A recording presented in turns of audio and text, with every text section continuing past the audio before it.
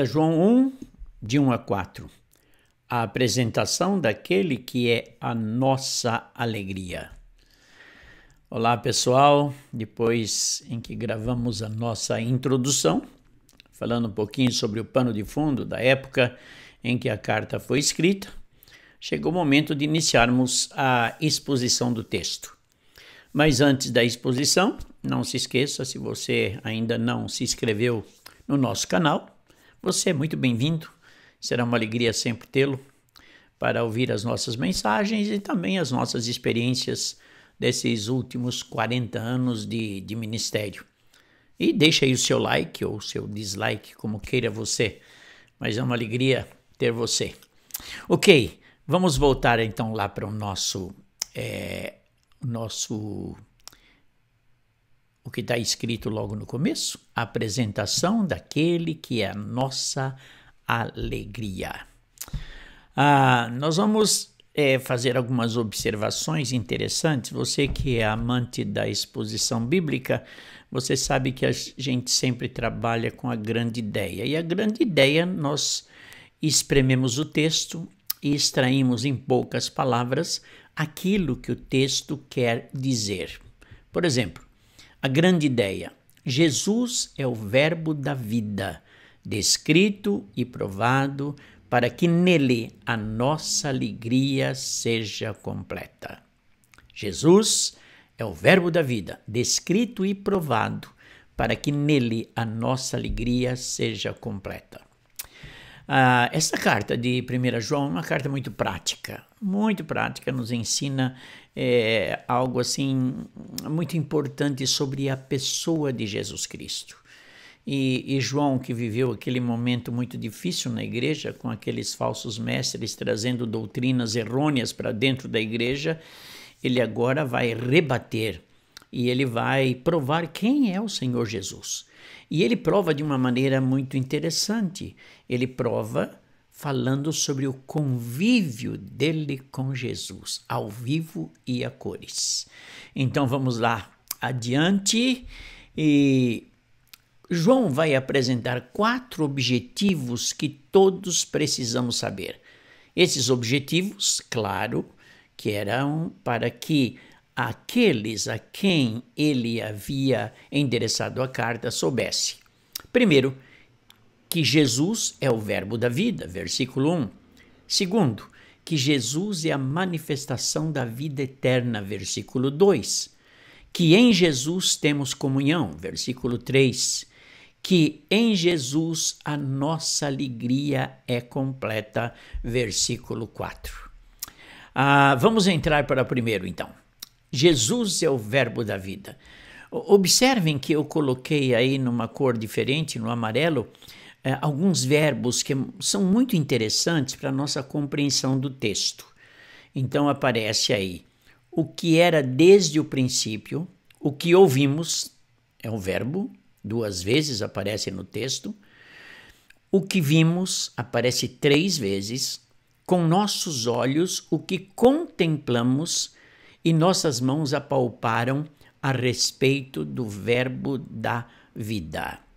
Observem que João usa esses verbos exatamente para falar do relacionamento que ele teve com o Senhor Jesus e ao mesmo tempo retrucar aqueles falsos mestres que diziam que Jesus era um fantasma.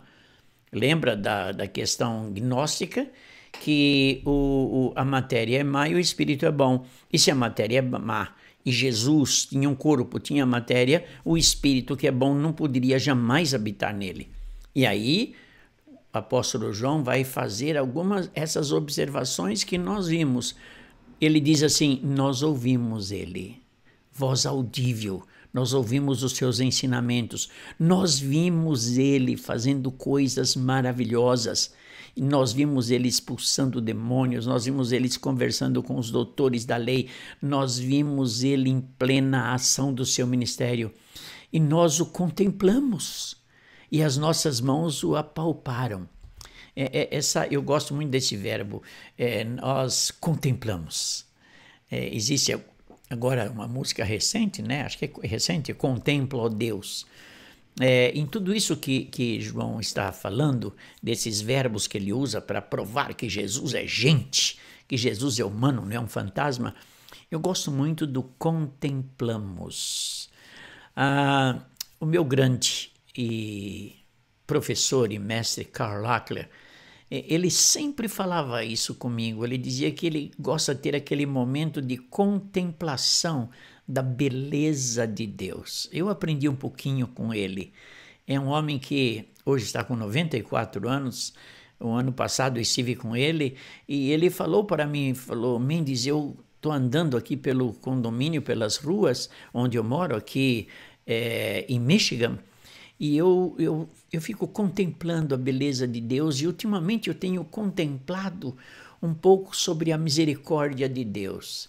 E quero entender como Deus é bom, como Deus age nas nossas vidas, que diante de tantas imperfeições, Ele ainda está nos olhando, cuidando de nós.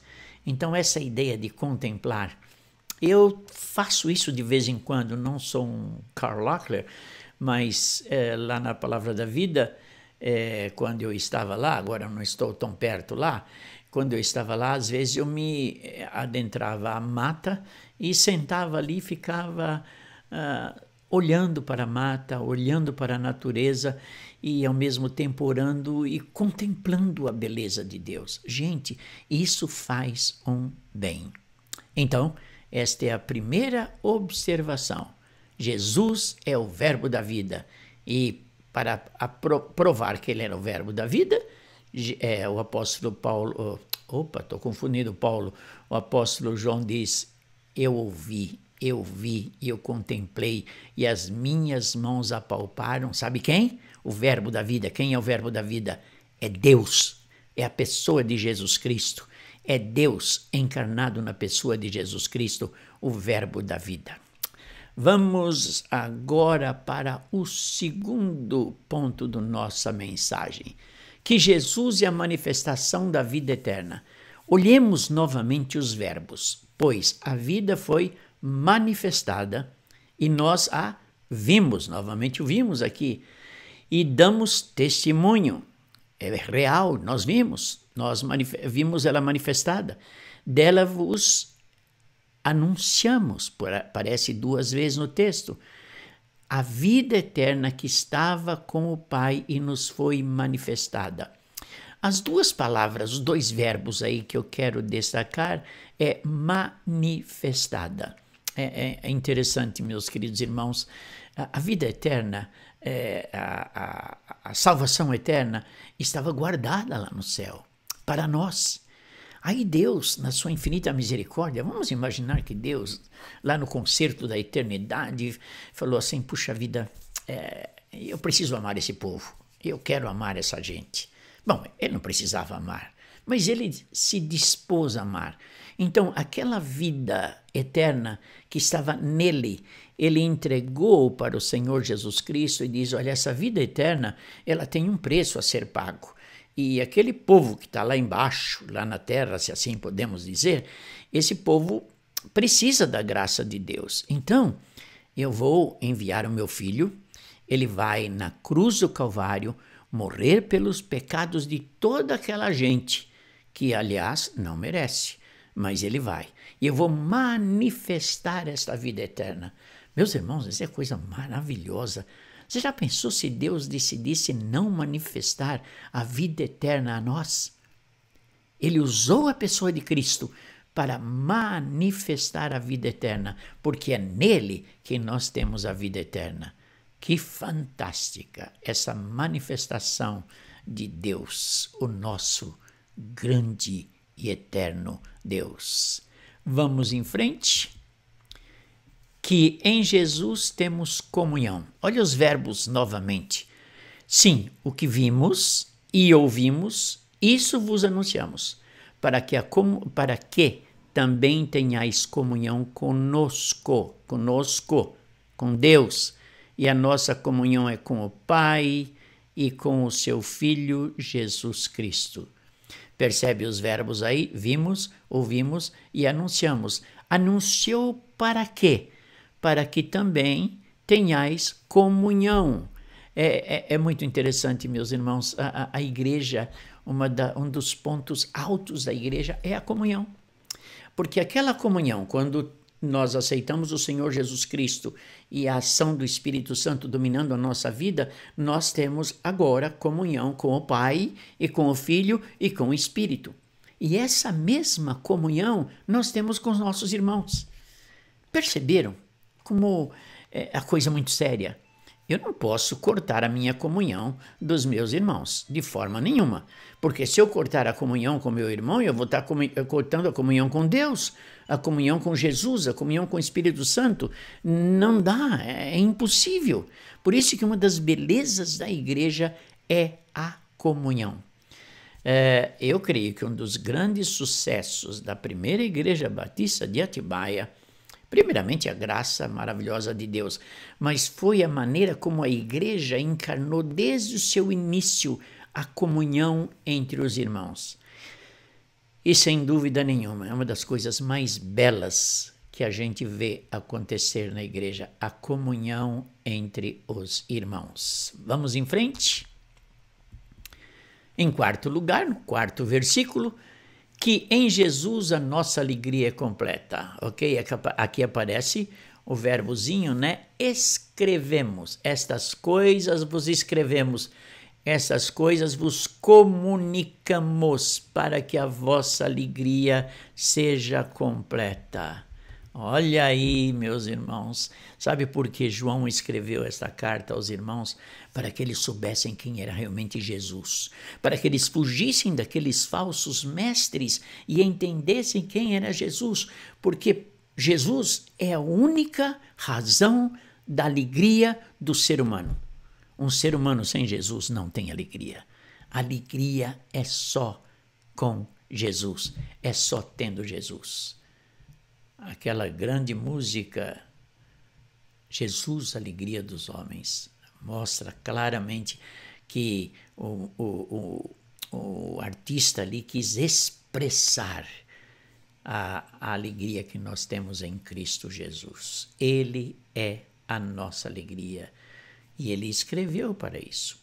Quando recebemos uma carta hoje em dia praticamente não está existindo mais carta, mas sim